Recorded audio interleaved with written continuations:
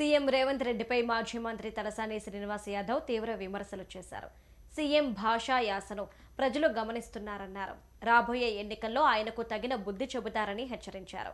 తిరుపతి శ్రీ తాతయ్య గుంట గంగమ్మను శ్రీనివాస్ యాదవ్ కుటుంబ సభ్యులతో కలిసి దర్శించుకున్నారు. సికింద్రాబాద్ అస్తిత్వాన్ని దెబ్బతీస్తే ఊరుకోబోమని, ఏళ్ల చరిత్ర ఉన్న సికింద్రాబాద్ను యథావిధిగా కొనసాగించాలని ప్రభుత్వాన్ని డిమాండ్ చేశారు. సంక్రాంతి తర్వాత పోరాటం చేయడానికి సన్నాహాలు చేస్తున్నట్లు చెప్పారు. డెఫినెట్గా ఈరోజు ఏంటంటే హైదరాబాద్ సిటీ అనేది జంట నగరాలు అంటే హైదరాబాద్ సికింద్రాబాద్. అయితే సికింద్రాబాద్ రూపురేఖలు పేరు లేకుండా చేయాలన్నటువంటి ఒక కుట్ర జరుగుతుంది. దాని మీద సీరియస్గా పోరాటం చేయబోతున్నాం. రేపటి నుంచే దానికి కార్యాచరణ ఉంది. రేపు ఉదయం మీటింగ్ ఉంది. 17వ తారీఖు నుంచి కార్యాచరణ చేపడుతున్నాం.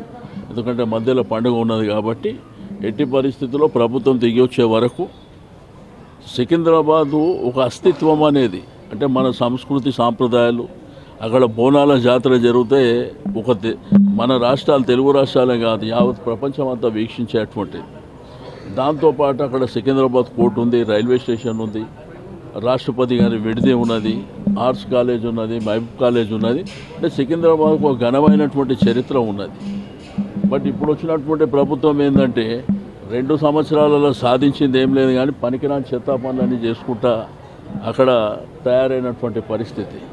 కాబట్టి ఎట్టి పరిస్థితిలో వదిలిపెట్టే సమస్య లేదు.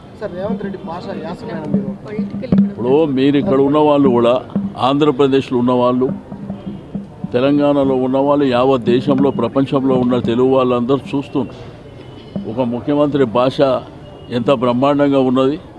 అంటే ప్రజలకు, ఇప్పటి యంగ్ జనరేషన్కు ఆయన భాష ద్వారా ఏం నేర్పిస్తుండో కూడా మనం చూస్తున్నాం.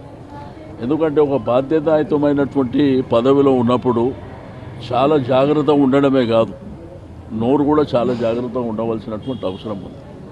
కాబట్టి అవన్నీ ప్రజలు గమనిస్తున్నారు. అన్ని విషయాలను కూడా ప్రజలు గమనిస్తున్నారు. బాధ్యతారహితంగా మాట్లాడితే అల్టిమేట్గా ప్రజలు బుద్ధి